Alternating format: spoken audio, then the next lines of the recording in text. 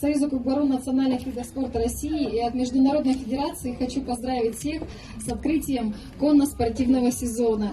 На самом деле это большая радость присутствовать на данном мероприятии, потому что из года в год мы видим изменения. Это изменения касаются и площадки, и, конечно же, профессионализма спортсменов. Раньше, все, кто занимается Кукбару, не дадут мне соврать, мы видели, когда лучшие лошади проявляли свои спортивные качества в странах Средней Азии.